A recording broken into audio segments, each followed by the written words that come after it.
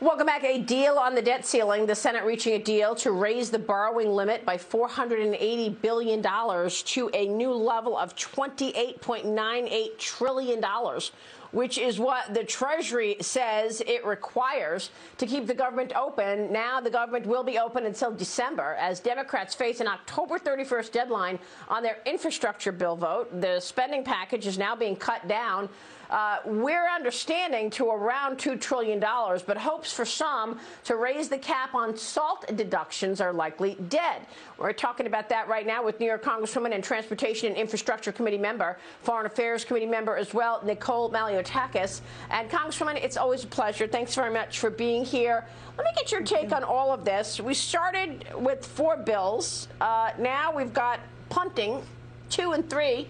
We're punting some of these bills to later on in the year, hiking the debt limit by $480 billion to $28.98 trillion. These numbers are wildly high. Your thoughts on where we are?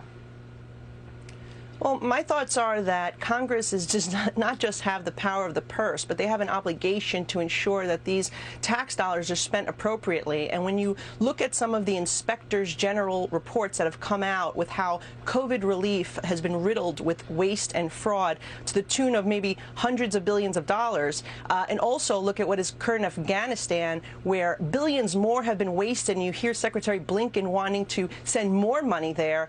You know, my issue is that we should be reducing some of the funds that we're spending as opposed to increasing the debt limit. And so I'm very concerned about what Congress is about to do here. But I'm equally as concerned about this $3.5 trillion, and whether it ends up being $2 trillion or $3.5 trillion doesn't matter. The reality is that it's continuing to indebt future generations. It's continuing to increase inflation and put pressure on the cost of goods on every American family. And we know as New Yorkers, when Democrats tell you that they're going to create programs that are supposed to ease the burden on working and middle class, what does it do? It increases our taxes, it increases our cost of living, and it's driving New Yorkers out. It's certainly not a framework that we should be implementing now on the federal level.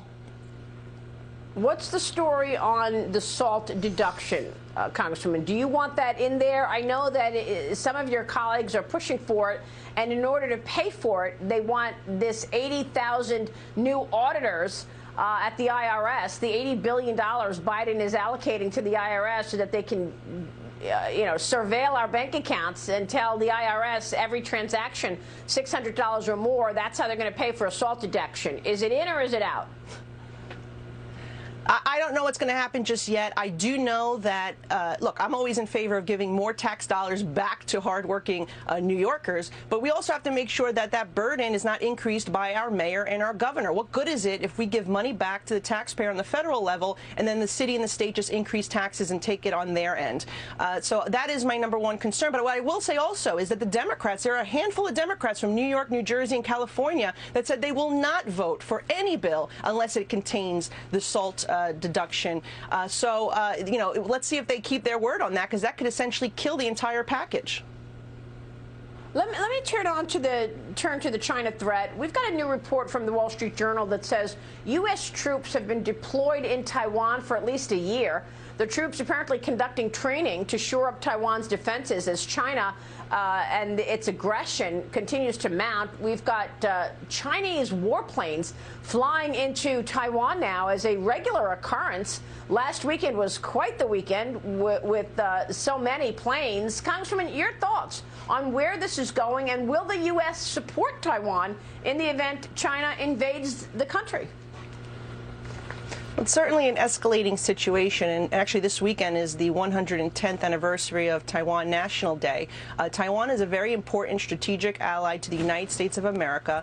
We should continue to support its sovereignty. We should continue to support its desire for freedom and democracy. And China is, I think, exerting itself because they see what occurred in Afghanistan and that the Biden administration is incredibly weak at this time. I think a lot of this that you see happening with China in the Taiwan airspace is a test of the Biden administration. Look, we should lend support, certainly to Taiwan, because they're an ally and strategic in its location, but it should be concerning to people all around the world what is occurring there with China's increased aggression, not just in Taiwan, but all over the world. Yeah.